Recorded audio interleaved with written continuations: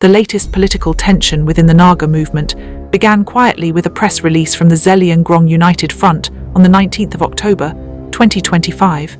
Issued from its Dilang Council headquarters, the statement called upon Thuingaleng Muivah, the longtime General Secretary of the NSCN-IM, to tender an apology to the Naga people before setting foot in his native Somdal village in Ukhrul district. At first it seemed like a routine criticism, yet on closer reading it revealed deep discontent, historical grievance, and the weight of 45 years of unhealed wounds inside the Naga nationalist world. The ZUF's document, signed by Louis Gangmei, Secretary for Information and Publicity, was not just an appeal. It was an indictment of Muivah's leadership and a moral judgment upon the political direction the Naga struggle has taken under the NSCN-IM banner. It accused him of personal ambition, ideological distortion, and betrayal of the original ideals of Naga nationalism. It challenged the romantic image that many still hold of the man who has come to symbolize resistance, and presented him instead as a leader whose actions left his own people divided and disillusioned. The statement's tone was both sorrowful and defiant. It opened by acknowledging media reports of Muivah's intended visit to Somdal on the 22nd of October, and noted that some communities had welcomed the news. Yet for the Zeliangrong people, the visit was not a moment for celebration, but one that stirred old memories of violence and alienation.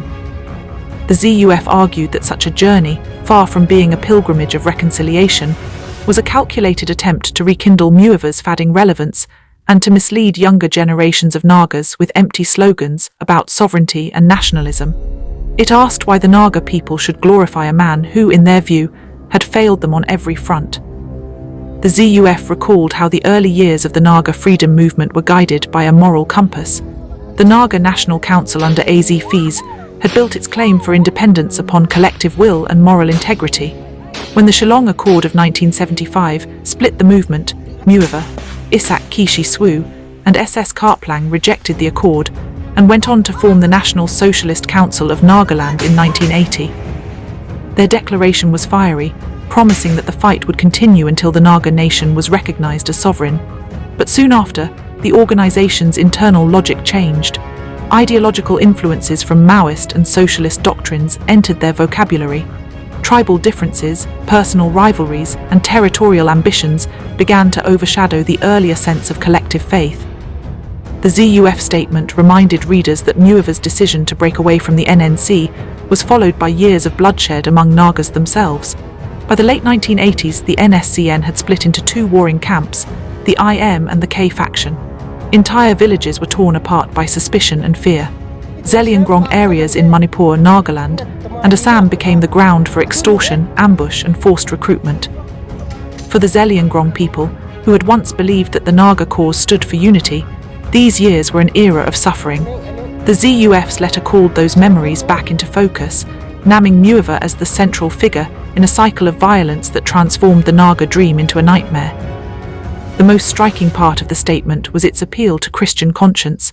The ZUF referred to church leaders who had, years earlier, urged the leaders of underground movements to offer repentance for the killings committed in the name of nationalism. The text recalled how Naga soldiers who once fought the Indian army later turned their guns on one another. It called this behavior unchristian and contrary to the faith that once defined Naga society. In this light, Muivah's visit to Somdal was described as an opportunity not for political rhetoric, but for repentance. The demand for apology was therefore not a political tactic, but a call for spiritual atonement. In another section, the ZUF connected Muivah's leadership to the present frustrations surrounding the 2015 framework agreement between the NSCN-IM and the Government of India. The agreement had been announced as a breakthrough, yet its contents remained undisclosed to the public. Years later, no constitutional or administrative solution had emerged. For many Nagas, particularly among the younger generation, the framework agreement came to symbolize secrecy and stagnation.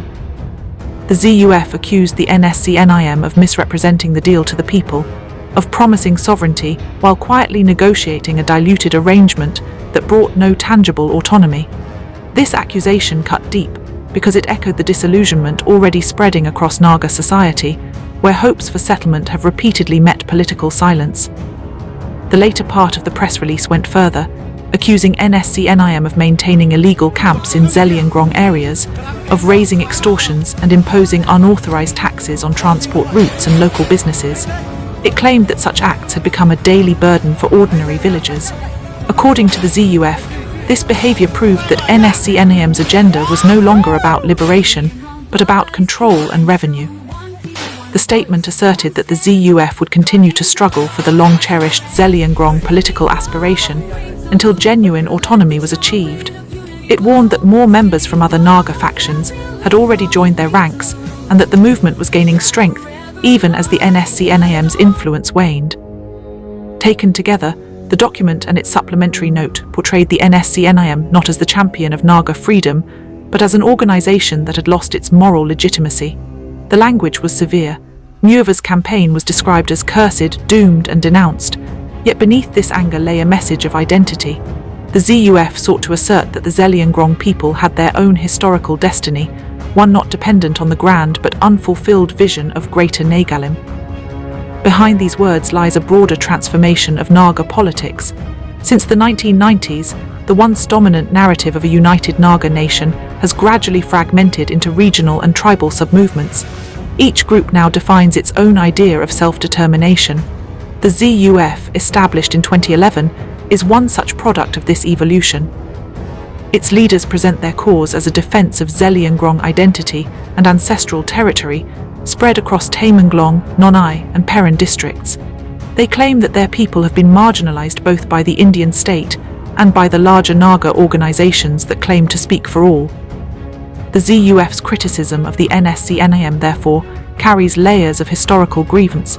It is a rejection not only of Muivah's leadership, but also of the centralizing approach of the Nagalim idea. The ZUF believes that the path to justice for its people lies not in inclusion under a broad Naga framework, but in the creation of a Zeliangrong homeland, a vision echoing the earliest dreams of Rani Gaidenliu, who sought cultural and administrative unity for the Zeliangrong decades before the NSCN came into existence. By invoking Gaidenliu's name and contrasting it with Muivah's legacy, the ZUF draws a moral line between two visions of freedom, one spiritual and community-oriented, the other militarized and hierarchical.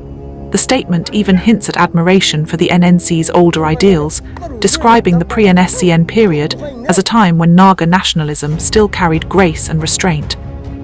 It calls the later transformation into violent factions a tragedy that needs acknowledgement and confession. From a political standpoint, the ZUF's timing was deliberate. Muivah's age and declining health make his 2025 visit a symbolic moment, possibly his last appearance in public. The ZUF's call for apology thus serves as both a demand and a historical verdict. It suggests that before the old revolutionary passes from the scene, he must confront the moral consequences of his leadership. The language of the statement does not seek dialogue, it seeks closure. In Manipur's hills and Nagaland's towns, the reactions to this demand have been mixed. Among Muivah's loyalists, particularly within the Tankhul community, the visit is seen as an emotional homecoming for a veteran who spent most of his life in exile. For others, especially the Zeliangrong and smaller tribes who suffered during the factional wars, it is a reminder of pain that has never been officially acknowledged. Political analysts note that even if Muivah remains silent, the issue has already reopened debates about representation and legitimacy in Naga politics. The ZUF statement also raises a philosophical question about revolution and accountability. When an armed struggle lasts for decades, who bears responsibility for its failures? Should the leadership be judged by its intentions or by its results? The Naga movement once inspired sympathy across the region for its courage and cultural pride. Yet after years of internal killings, extortion and unending negotiations, many now wonder whether the ideals have been replaced by personal interests. The ZUF positions itself as the voice of that disillusionment, claiming that true nationalism must begin with truth and repentance. There is another layer to this debate. Across the northeastern frontier, insurgent groups that once fought for independence have entered ceasefire agreements and political talks. Some have formed political parties, others have fractured beyond recognition. As these transitions occur, smaller ethnic groups often feel left out of settlements negotiated by larger players. The ZUF's demand for recognition of a Zeliangrong homeland fits this pattern. It represents a broader regional phenomenon, in which local identities seek security within an India that has learned to manage rather than resolve insurgency. For Delhi, the ZUF statement is both a warning and an opportunity. It warns that peace talks dominated by one faction will never satisfy all, but it also offers a chance to broaden consultation to include emerging voices. For the Naga civil society organizations that have long campaigned for unity, the press release is a painful reminder that the wounds of intra-Naga conflict have not healed even after decades of church-led reconciliation efforts. Observers also note that the ZUF has carefully couched its criticism in moral rather than military language. While asserting readiness to continue its sacred journey, it does not directly threaten violence. Instead, it seeks to delegitimize the NSCN-IM's claim to moral authority. This rhetorical shift suggests a maturity in insurgent discourse, a recognition that in the 21st century, legitimacy depends as much on ethical credibility as on military strength. When read as a whole, the ZUF document is more than a protest. It is a historical reflection on the trajectory of Naga nationalism. It contrasts the early purity of purpose with the later descent into factionalism. It recognizes that the dream of complete sovereignty may have faded, but insists that dignity, justice, and identity can still be reclaimed through honesty and repentance. The choice of words such as cursed and doomed reflects deep frustration, but also a sense of liberation from the shadows of past loyalties. As the date of Muivah's visit approaches, anticipation mixes with tension. Security arrangements are being discussed quietly in Ukhrul and Thuingaleng. Church leaders call for calm and prayer. Scholars see this moment as a generational turning point, the old revolutionary returning to his birthplace amid doubts about the future of the movement he led. Whether he responds to the ZUF's demand or ignores it, the political meaning of the event will reverberate across Naga society. If Muivah acknowledges the pain caused during the decades of internal conflict, it could open a path toward reconciliation that has long eluded the Nagas. If he dismisses the demand, it may deepen the divide between the NSCN-IM and other emerging groups. Either way, the ZUF statement has already shifted the conversation from sovereignty to accountability, from negotiation with Delhi to introspection among Nagas themselves. The deeper significance of this episode lies in its moral tone. The ZUF is not merely demanding political change, it is calling for an ethical rebirth. By invoking repentance, it places moral responsibility at the heart of political legitimacy. In doing so, it connects faith, identity, and governance, a triad that has always defined the Naga consciousness. In the coming months, whether through public speeches, media statements, or silent gestures, the response of the NSCN-IM leadership will reveal how far it understands this shifting moral ground.